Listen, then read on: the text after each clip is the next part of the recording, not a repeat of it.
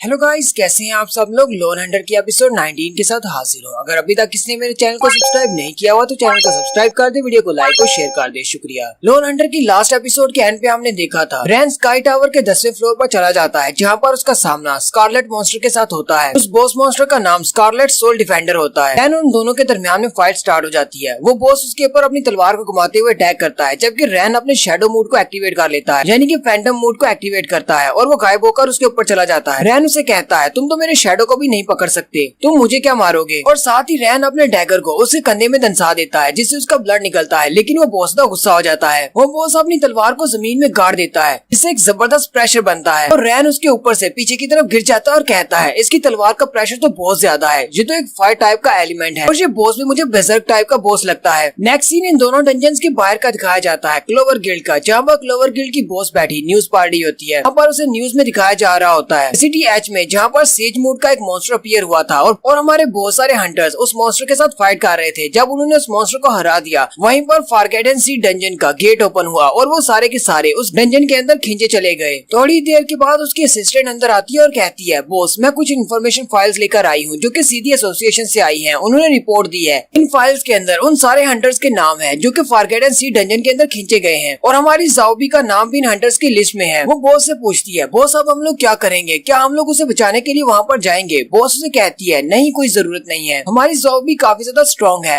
वो फॉरगेटन सी डंजन के अंदर अपना ख्याल रख सकती है। लेकिन फिर भी हम लोग वहाँ पर उसे बचाने के लिए जाएंगे, क्योंकि हम लोग अपने किसी मेंबर को इस तरह नहीं छोड़ सकते। हमारे पास ये एक बहुत ही अच्छा मौका है। फॉरगेटन सी की डंजन को क्लियर करने के बाद हमारे क्लोवर गिल्ड का नाम फिर से रोशन हो जाएगा, हम लोग फिर से आगे बढ़ेंगे। जल्दी से जाओ और हमारे जितने भी मेंबर्स हैं उन सभी को इकट्ठा कर लो, हम सब लोग मिलकर फॉरगेटन सी डंजन के अंदर जाने वाले हैं। एसोसिएशन की तरफ से यही लिस्ट हांगटू गिल्ड वालों को भी दी जाती है। बॉस अपने सामने उस लिस्ट को रख के बैठा होता है, जबकि वो लूमी का दोस्त उसे कहता है, बॉस अब हम लोग क्या करेंगे, सूखे भी अंदर चली गई है, हम लोग उसे बचाने के लिए डंजन के अंदर जाएंगे। हांगटू गिल्ड का लीडर यानी कि बॉस उसे कहता है, उस लड़की के बारे में मुझे जरा भी फिक्र करने की जरूरत नहीं, क्योंकि वो एक आर्किटेक्ट है और वो काफी ज्यादा स्ट्रॉन्ग भी है। और वैसे भी मैंने तुमसे पहले भी कहा था कि हमारा उस लड़की से कोई ताल्लुक नहीं, हमने उसे ऐसे ही अपने ग्रुप को ज्वाइन करने दिया है। और दूसरी रही बात उस डंजन के अंदर जाने की, हम लोग वहाँ पर जरूर जाएंगे, क्योंकि हमारा हांगटू ग्रुप इस पूरे सिटी का सबसे बड़ा ग्रुप है। अगर हम लोग वहाँ पर नहीं जाएंगे तो लोग बातें बनाएंगे। जाओ और जाकर हमारे सारे साथियों को इकट्ठा करो, हमारे पास जितने भी हंटर्स अवेलेबल हैं उन सबको गैदर करो, हम सब लोग एक टीम बनाकर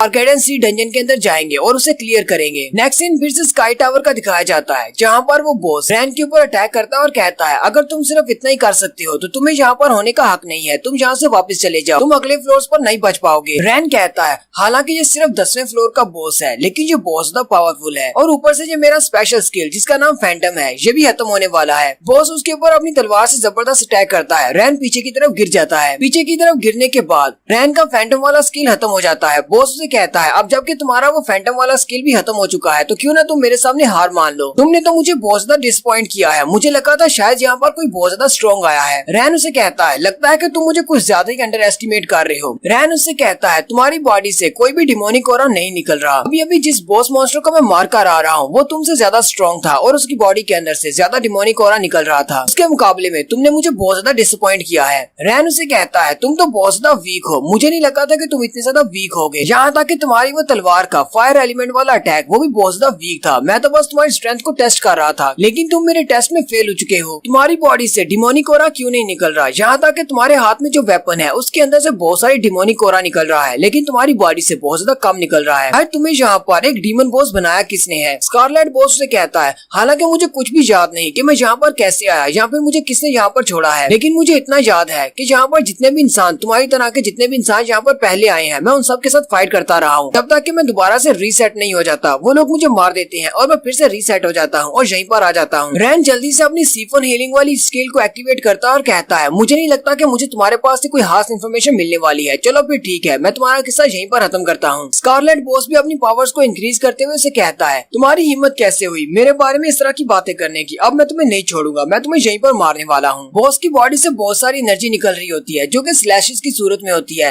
रैन जैसे जैसे आगे बढ़ता है उसके ऊपर छोटे छोटे छोटे कट लगते जाते हैं बॉस की एनर्जी की वजह से। लेकिन रैन ने क्योंकि अपनी सिफोन हीलिंग वाली स्किल को एक्टिवेट किया हुआ है, इसलिए जैसे जैसे वो आगे बढ़ता है और उसकी बॉडी पर कट लगते हैं, वो साथ ही कट बढ़ते जाते हैं। रैन अपने स्पेशल डैगर को बाहर निकालता है और कहता है, ये वाला डैगर मैंने स्पेशल रखा हुआ है, अब देखना जरा, मेरा एक भी अटैक मिस नहीं होगा, मैं सीधा तुम पर अटैक करने वाला हूँ, तुम्हारे बचने का कोई चांस नहीं रहा। रैन उसके उस स्पेशल स्किल के बावजूद आगे की तरफ बढ़ता जाता है। हालांकि उसकी बॉडी के ऊपर कट्स लग रहे होते हैं, लेकिन फिर भी वो अपने दोनों ब्लेड्स को लेकर उसकी तरफ आगे बढ़ता है। स्कारलेट बॉस उसे कहता है, तो इसका मतलब तुम्हारे पास एक हीलिंग एबिलिटी है, लेकिन मैं इस बात से ज्यादा हैरान नहीं हूँ। मैं हैरान इस बात से हूँ कि तुम दो फॉर्म्स को यूज कर सकते हो, यानी कि तुम्हारे पास दो क्लासेस हैं। तुम अपनी बॉडी को हील भी कर सकते हो और एक असैसिन भी बन सकते हो। स्कारलेट बॉस रैन से कहता है, अब जबकि तुमने मेरी स्ट्रेंथ को बहुत ज्यादा अंडर एस्टिमेट कर दिया है, तो फिर ठीक है, मैं अपनी फुल पावर को यूज करते हुए तुम पर अटैक करता हूँ और तुम्हें दिखाता हूँ कि मैं क्या कर सकता हूँ। रैन उसे कहता है, तुम्हें अपनी फुल पावर को मुझे दिखाने की जरूरत नहीं है, मुझे पता है कि तुम कितने ज्यादा स्ट्रॉन्ग हो। वो अपनी तलवार को घुमाते हुए उसके ऊपर अटैक करता है, लेकिन रैन अपने एक ही हाथ के साथ उसकी तलवार को रोक लेता है। रैन सिर्फ एक ही हाथ से उसकी बड़ी सी तलवार को रोक कर खड़ा होता है और साथ ही अपने हाथ को झटका देते हुए उसकी तलवार को तोड़ देता है और कहता है, अगर मैं तुम्हारी इस तलवार को तोड़ देता हूँ तो मुझे नहीं लगता कि तुम्हारे पास कुछ भी बचेगा, क्योंकि तुम्हारे पास तो डिमोनिक ऑरा ही नहीं है। वो अपने ब्लेड को टूटता हुआ देखकर बॉसता हैरान हो जाता है और कहता है, तुम मेरे ब्लेड को कैसे तोड़ सकते हो, तुम तो इतने ज्यादा स्ट्रॉन्ग नहीं थे। स्कारलेट बॉस कहता है, लगता है कि जो मेरे सामने नाटक कर रहा था वीक होने का, मुझे जल्दी से इस पर अटैक करना होगा।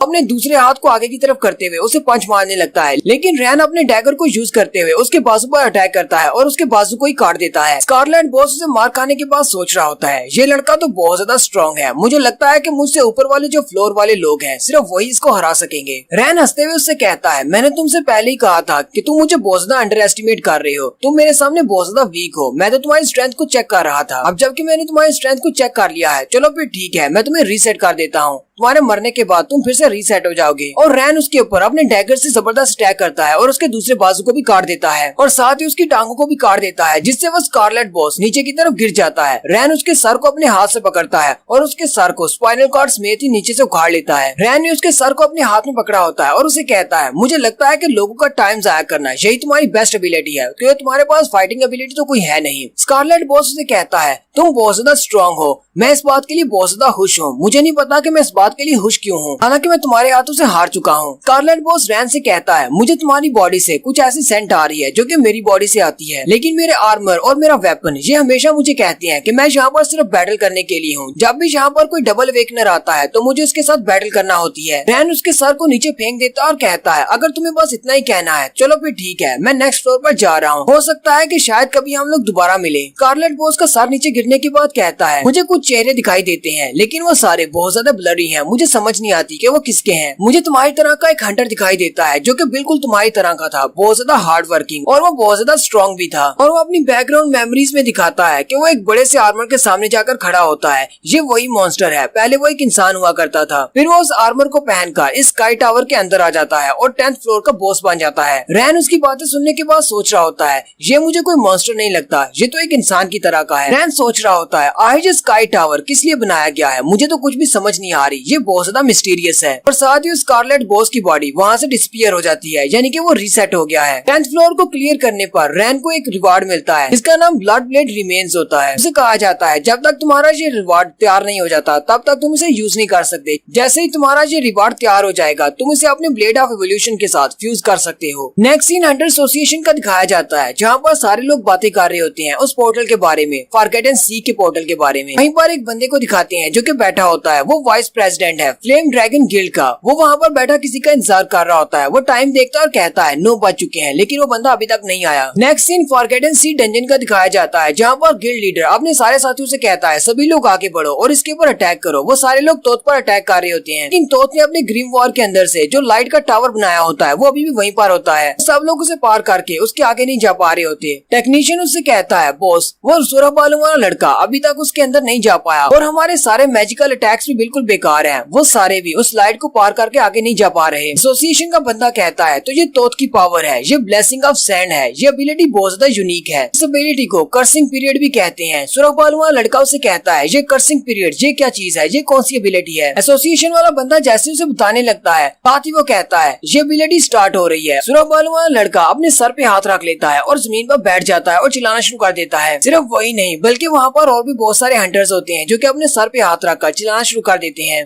तोत की तरफ देखती है और कहती है, तो इसने अपने सामने सैंड की एक बड़ी सी वॉल बनाई हुई है ताकि ये अपने आप को प्रोटेक्ट कर सके, जबकि इसने इतना बड़ा सा स्पेल क्रिएट कर लिया है। लेकिन साथ ही जाओ भी हैरान भी होती है। जाओ भी कहती है हम में से बहुत सारे इसके स्पेल की वजह से इफेक्टिव हुए हैं, लेकिन मेरे ऊपर इसका कोई भी असर नहीं हो रहा। काफी सारे ऐसे हैं जिनके ऊपर इस स्पेल का असर नहीं हो रहा। एसोसिएशन वाला मैनेजर आके बढ़ता है और उसे कहता है क्योंकि ये एक बहुत ही स्पेशल मैजिक है, ये चूजिंग मैजिक है, तो उसको क्योंकि इजिप्शियन गार्ड्स में से एक गार्ड माना जाता है, यानी गार्ड ऑफ विजडम माना जाता है। ये 3 मैजिक्स में से एक मैजिक को यूज कर रहा है जिसका नाम मैजिक ऑफ कन्विक्शन है। इसका मैजिक स्पेल बहुत ज्यादा स्पेशल है। ये हमारे आधे हंटर्स के ऊपर इफेक्ट करेगा जिससे वो आहिस्ता आहिस्ता मर जाएंगे, और उनके मरने के बाद यही वाला श्रापित स्पेल बाकियों के दिमाग के ऊपर भी इफेक्ट करेगा और वो भी आहिस्ता आहिस्ता मर जाएंगे। इस तरह कोई भी उसके ऊपर अटैक नहीं कर पाएगा। इन इस श्रापित स्पेल को तोड़ने का भी एक तरीका है। अगर हमारे पास हीलिंग मैजिक है, अगर हमारे हीलिंग स्पेल्स इसके श्रापित स्पेल से ज्यादा ताकतवर होंगे तो हम लोग इसके श्रापित स्पेल से निकल सकते हैं। इसी तरह ये हमें जज करता है। अगर हमारी पावर्स इससे ज्यादा होंगी, हम अपने आप को हील कर सकेंगे, तो हम लोग यहाँ से जा सकते हैं। ये हमें कुछ भी नहीं कहेगा। गिल्ड लीडर उसकी बात सुनने के बाद अपने साथी से पूछता है क्या हमारे हीलर्स इस कर्ज को उठा सकते हैं, क्या वो इस श्रापित स्पेल का मुकाबला कर सकते हैं। उसके साथ वाली लड़की उसे कहती है नहीं बॉस, ये सारे लोग नहीं कर पाएंगे क्योंकि हम लोग अभी अभी सिटी एच में उस मॉन्स्टर के साथ फाइट कर रहे थे। सबकी पावर बहुत ज्यादा कम रह चुकी है। हम लोग इस वक्त इतने ज्यादा स्ट्रॉन्ग नहीं है कि इसके श्रापित स्पेल का मुकाबला कर सकें।